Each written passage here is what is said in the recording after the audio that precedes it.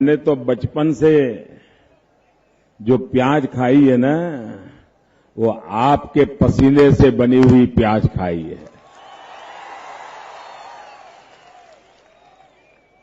हम तो आप ही के यहां से आती थी जो प्याज, उसी पे गुजारा करते थे। जिन किसानों ने बचपन से मुझे प्याज खिलाई है, उन किसानों का भला करने के लिए दिल्ली में बैठी हुई सरकार कभी कोई कमी नहीं रखेगी। बस इंतजार कीजिए 15 अक्टूबर का, इंतजार कीजिए 15 अक्टूबर का। आप देखिए, महाराष्ट्र में भाजपा की सरकार बनते ही इस सरकार की गलत नीतियों के कारण मेरे कपास पैदा करने वाले किसानों को जो नुकसान हो रहा है,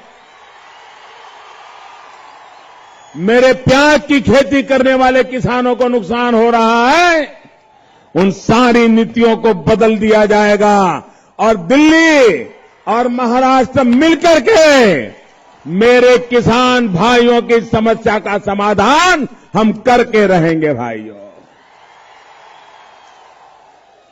हमारे देश में कहते हैं, अगर किसी का नमक खाते हैं ना, तो फिर इस नमक की इज्जत रखी जाती है। कहते हैं कि नहीं कहते हैं? अगर किसी का नमक खाया तो नमक की इज्जत रखी जानी चाहिए कि नहीं रखी जानी चाहिए? अगर मैंने आपकी प्याज खाई है तो आपकी इज्जत रखनी चाहिए कि नहीं रखनी चाहिए? आपके कपास से बने कपड़े पहने हैं तो आपकी इज्जत रखनी चाहिए कि नहीं रखनी चाहिए? और इसलिए मेरे भाइयों बहनों, आपकी इज्जत ये हमारी इज्जत है। आपका सुख ये हमारा सुख है। हम कांग्रेस की तरह झूठे वादे करने वाले लोगों में से नहीं हैं।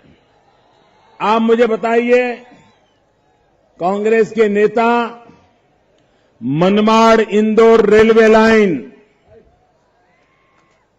इस मुद्दे पर कितने चुनाव पर वादे करते गए? कांग्रेस ने हर चुनाव में वादा किया है कि नहीं किया है? मुझे बताइए, वादा किया है कि नहीं किया है? कहीं पर भी 1 इंच पटरी लगी क्या? कहीं पर रेलवे स्टेशन के लिए कोई ईंट लगी क्या? अरे इतना छोड़ दो, जमीन पे उन्होंने